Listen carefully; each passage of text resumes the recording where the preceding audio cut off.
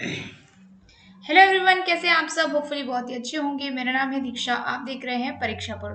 Guys, अभी SSC की तरफ से एक इम्पोर्टेंट नोटिफिकेशन जारी किया गया है, जिसमें आपका जो टेस्ट का एग्जामिनेशन होता है ना, टेस्ट या टाइपिंग टेस्ट, उसके थोड़े से चीज़ें जो हैं वो चेंज की गई हैं। तो आइए इसके बारे में डिटेल जानकारी लेते हैं और इस इम्पोर्टेंट नोटिस को अच्छे से समझते हैं कि ये क्या कहने की कोशिश कर रहा है। ठीक है, तो सबसे पहले अपन नीचे जाएंगे।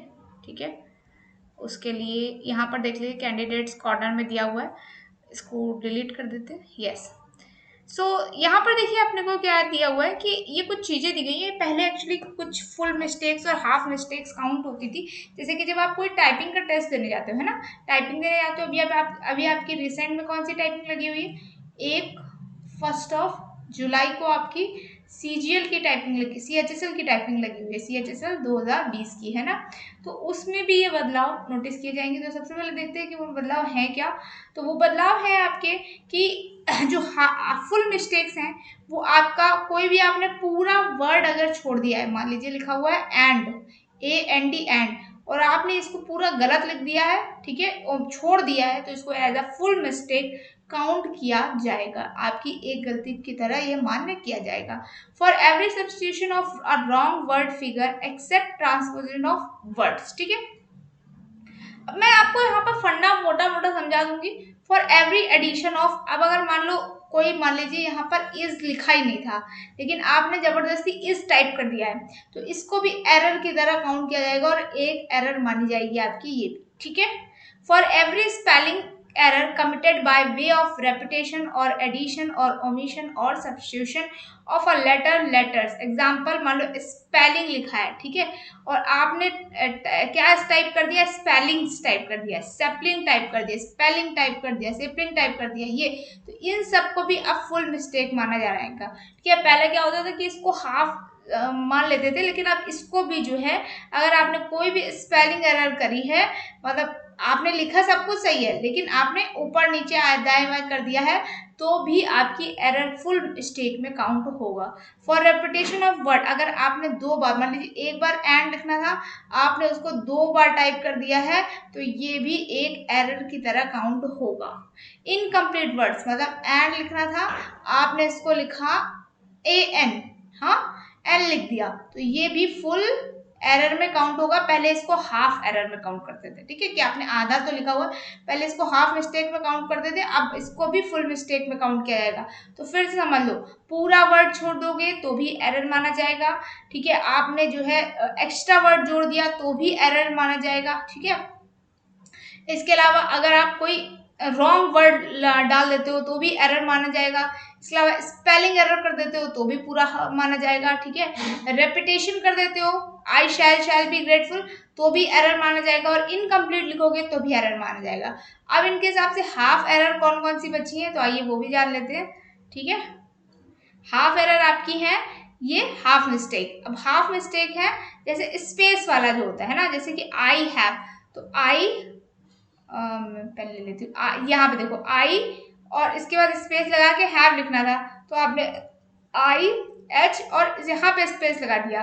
ठीक है, ये स्पेस लेफ्ट वर्ड जो है वो एक हाफ एरर में काउंट होगा। मतलब मान लीजिए एंड लिखना था और आपने इस तरह से दिया A SPACE ND, तो ये आपका हाफ एरर में काउंट होगा। ठीक है, अब पंक्चुएशन एरर, मतलब फुल स्टॉप, कॉमा, अपॉस्ट्रोफी, ये सब कुछ नहीं लगाया अगर आपने, तो आपका ये हाफ एरर में काउंट होगा।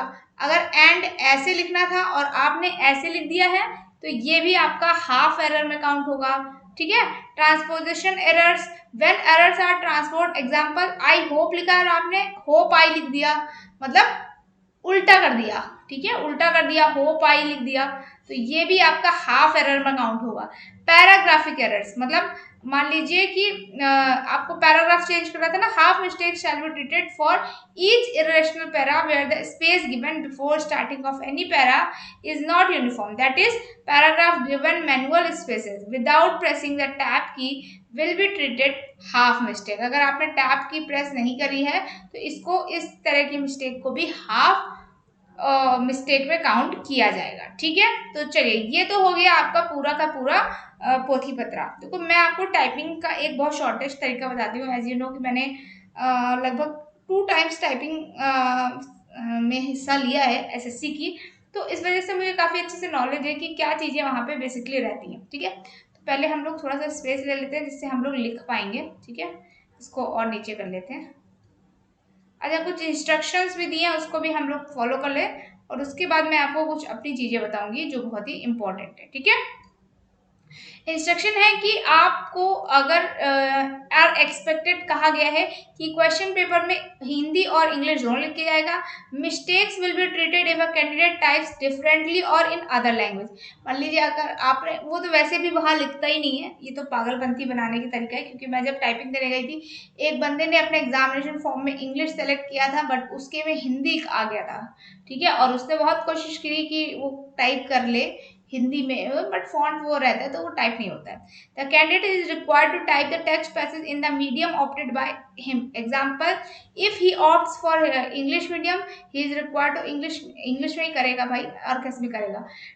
Candidates are required to use tab key for beginning of any para. ठीक है, rather than giving space manually, every para where the space given without pressing the tab key will be treated as a half mistake. ये बहुत important चीज है, इसको बहुत ध्यान से समझिए, क्योंकि अगर आपने इसको नहीं समझा तो आप गलती कर सकते हैं। देखिए क्या लिखा हुआ है, सभी लोगों को टैब की दबा करके ही जो है स्टार्ट करना है किसी भी पैरा को, और उसके बाद स्पेस आपको मैन्युअली देना है। Every para where the space given without pressing the tab key will be treated as half mistake. जब आप स्टार्ट करेंगे पैरा को तो आपको टैब की के साथ ही स्टार्ट करना है, अदरवाइज आपने ऐसे ही स्पेस दे दिया तो उसको हाफ मिस्टेक की तरह काउंट कर लिया जाएगा।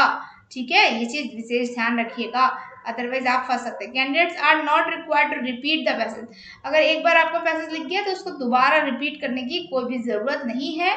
और इसके अलावा however they are allowed to revise and correct कर सकते हो, रिवाइज कर सकते हो, अगर आपके पास टाइम बचा है तो आप रिवाइज और करेक्ट कर सकते हो, ये आपको यहाँ पर छूट है। ठीक है, आगे बढ़ते हैं। आगे क्या कह रहे हैं, after every punctuation only one space is to be inserted. ठीक है, एक पंक्चुएशन के बाद एक ही स्पेस देना है, जैसे कि एग्जांपल के तौर पे after comma, full stop, mark of interrogation, etc, इनके बाद आपको एक स्पेस ही देना है, दो स्पेस देने के चक्कर में मत पड़ेगा। However candidates are advised to follow the question paper, ठीक है, इन दिस रिगार्ड। ठीक है, तो इसके लिए आप प्रॉपरली जैसा ऊपर लिखा हो ना, मतलब ये पैसेज है, ये जैसे लिखा हो ना एज इट इज आप वैसे ही लिखिएगा। ठीक है, कुछ भी अपनी तरफ से उसमें ट्रीट करने की कोशिश नहीं कीजिएगा। ठीक है, any incomplete word arising due to any reason will be treated as one full mistake. किसी भी तरह से आपसे कोई वर्ड छूट जाता है किसी भी रीजन से तो उसको फुल मिस्टेक की तरह ही काउंट किया जाएगा। ठीक है, तो ये हो गया भाई साहब इनकी तरफ से पूरी जानकारी कि ये क्या क्या कहना चाहते थे। अभी देख लेते हैं आगे, तो कुछ नोटिस में नहीं बचा, अदरवाइज हम लोग इसको छोड़ देंगे। ठीक है, तो यहाँ से तो ये नोटिस इनका खत्म हो गया। अब मैं आपको यहाँ पर कुछ ऐसी चीजें बताना चाहती हूँ जो आपको बहुत ज्यादा काम आने वाली। पहला जो आपको बहुत ज्यादा याद रखना है वो है कि जब भी आप टाइपिंग करने बैठो, अभी आपके पास टाइम है, आज तारीख है 20। ठीक है, 10 दिन का टाइम अगर मैं मोटा मोटा लेके चलूँ तो 10 दिन का टाइम है आपके पास। ठीक है, अगर आप हिंदी मीडियम में कर रहे हैं तो हिंदी में ही करें, इंग्लिश में कर रहे हैं तो इंग्लिश में करें। ठीक है, अब बात ये आती है कि इंग्लिश में जो है वो 35 वर्ड पर मिनट मांगते हैं और हिंदी में 30 वर्ड पर मिनट मांगते हैं। CHSL की टाइपिंग की बात कर रही हूँ मैं यहाँ पे।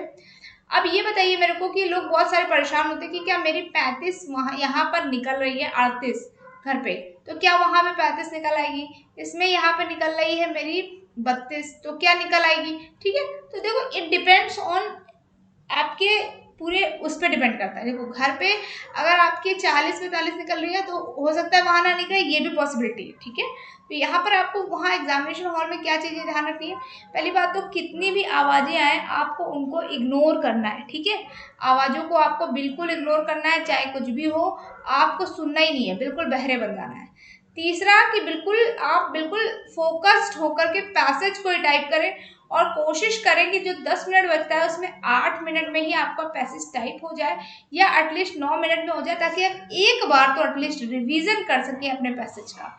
मैंने ऐसे ही किया था, मैंने 8 मिनट में पैसेज कंप्लीट करा था और फिर 2 मिनट मैंने अच्छे से रिवीजन को दिया था ताकि मैं देख लूँ कि कोई भी एरर तो नहीं हो गई है मुझसे। हालांकि मोस्टली मुझसे एरर नहीं हुई थी बट फिर भी मैंने ट्राई किया था।